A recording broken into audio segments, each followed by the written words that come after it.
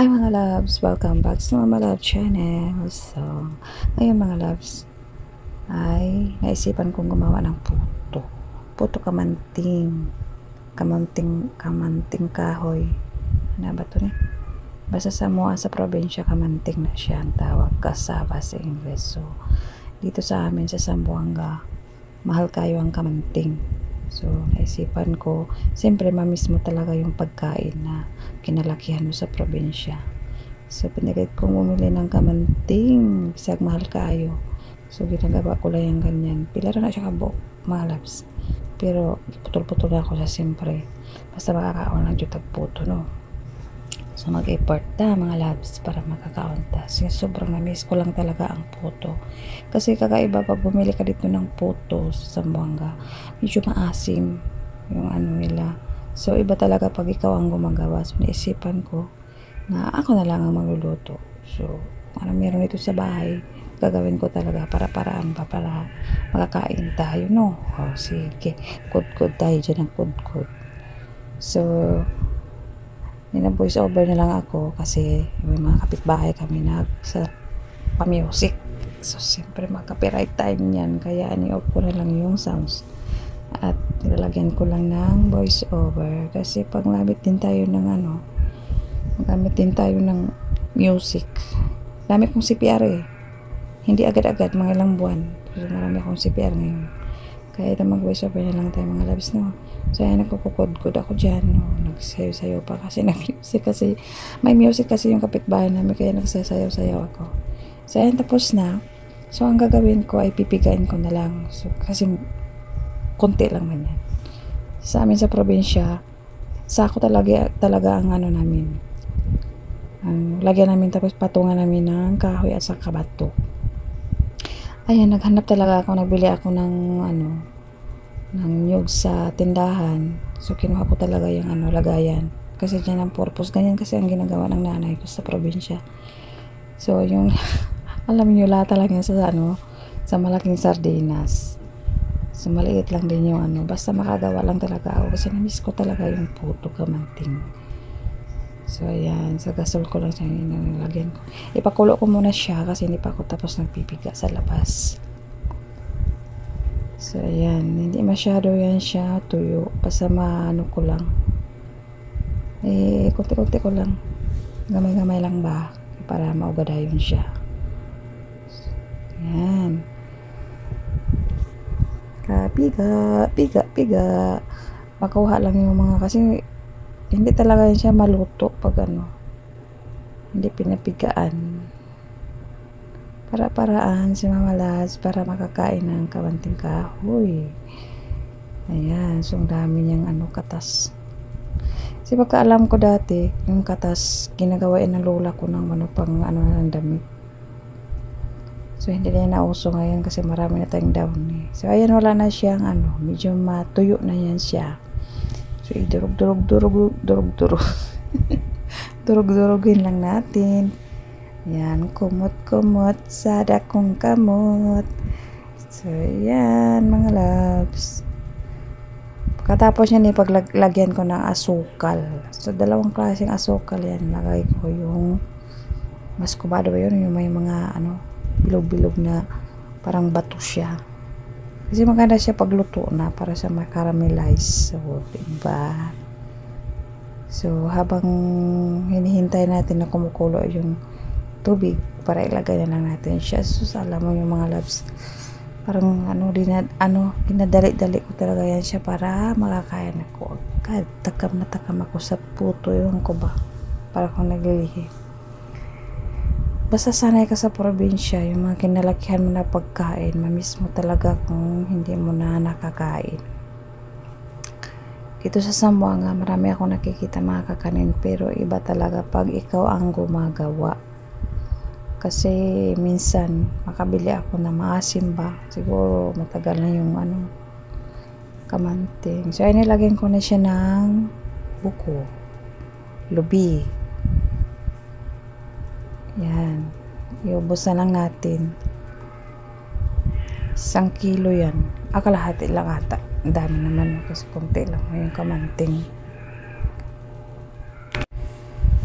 Ay sus, ang pusa namin maingay. Kinukulong kasi namin yung mga lalaki kasi nag-aaway ba sila. Tapos isa-isa pa namin sila pinapakapon. Si mahal kasi dito sa Zamboanga. Yung ingay. So ayan, nahalo na.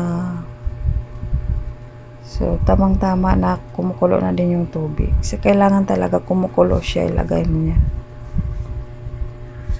Yan. Ang sarap-sarap. Mambango kaya yan. Kasi yung asukal na nilalagay ko, yan. Pula-pula. May siya. Bilog-bilog. So, yan. Kumukulo na siya. Pinabawasan ko kasi yung tubig na yan. Kasi sobrang marami pa. Kasi yung unang luto ko, medyo siya basa sa ilalim. So, ganyan lang. Takpan, lagyan ng dahon, tapos ilang minuto i-check mo. So ganyan na ang dahon, naluluto. So yan na, pero ibaliktad muna natin siya para sigurado luto na sa ilalim. So, kailangan natin siyang baliktarin. So ayan, pula na sa gitna, yung asukal na maskobado ilalagay ko. O, diba? Medyo malambot siya kasi mga loves, pag malambot siya, hindi masyado natatanggalan ng katas. Ganyan talaga siya. Medyo basa-basa. Pero bala na, okay na yan. So, puto na siya. O, diba? Ay, nakakatakam. Tulo laway sa mga loves. So, ayan o. Luto na. Kain na. So, ang sarap kasi ba, pag kumakain ka ng ganyan, ikaw ang gumagawa, so, mainit, masarap. So, malambot, o, diba? Hindi ko talaga hinihintay unang luto. Ako talaga yan nakaubos. So, namimigay ako sa mga, kasama ko dito sa bahay. Wala na, busog na ako. Diba, sarap kainin. Promise, mga loves. Sino yung nakatira sa probinsya, sino yung nakaranas ng ganyan. Diba, masarap kainin pag mainit. So, masarap talaga pag ikaw ang gumagawa. Kasi kami dati, nagtatanim talaga kami ng ganyan, kamuting kahoy. Kamuting kahoy. Basta sa Bisaya, diba, kamanting na siya. Kasaba. So, may tanim talaga ang tatay ko. Kaya pag tuwing unlimited talaga kami gumagawa kung ano-anong ginagawa namin, puto or suman. Tapos may pa yun sa Bisaya namin, tinamping na ilalagay lang siya sa kalaha. O, diba? Tapos sunog-sunog, medyo sunog-sunog siya. Ang dami magagawa sa sa kamanting kahoy. Diba? Kahit mainit sinusubo ko. O, diba, naubos ko na yan. Malapit ko na maubos isang napasok kaya yung dila ko. So, ito mga loves, yung umuwi ako sa probinsya. Sa aking mama, nagbabanding kami. Kahit lang, simple lang. So, yung mama ko kasi dati, yan siya, survive na siya. Nagkasakit kasi yan. So, medyo malakas na siya. Lagi ko siyang binibisita. Ayan, kumakain kami. Nagluto lang kami ng konting ulam. Tapos nilalagay namin dyan. Wala pa kayo dyan ng iba. Kami lang. So, at least, importante mama ko, okay na siya. O, diba? Kain-kain. So, yung papa ko, din nabigyan ng panahon. Mas gusto ko tumira sa probinsya kaysa dito sa amin sa syudad kasi dyan lahat presko. Dito sa din sa syudad lahat binibili. Dyan mamitas ka lang kung mag-garden, masikap ka mag-garden. May mga, kung gusto mo lang kumain ng saging, manguha ka lang kasi kung may mga Asa naman ni sila man? Ang nagdagol ko na ilang. Ay, libang-bang. Oh, libang-bang.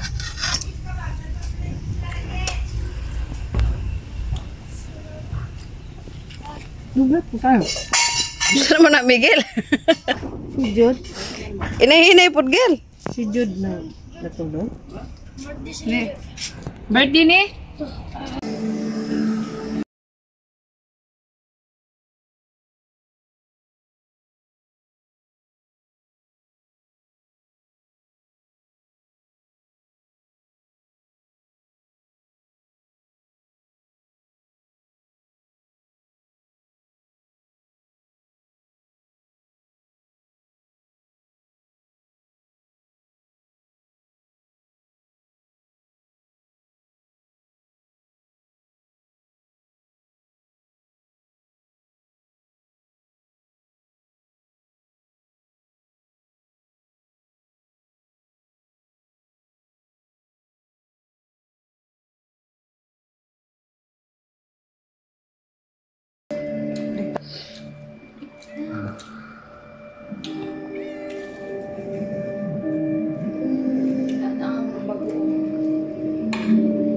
Katong dako nga bagoong na magkano yun?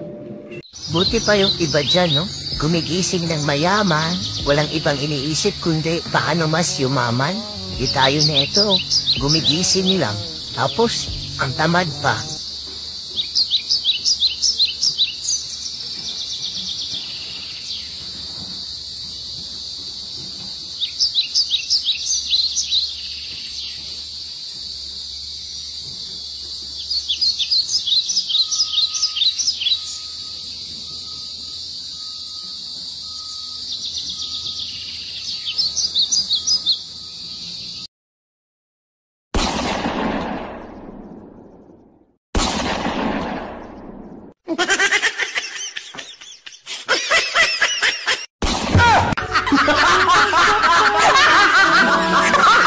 Wala, nanonood ka na naman ng post ko.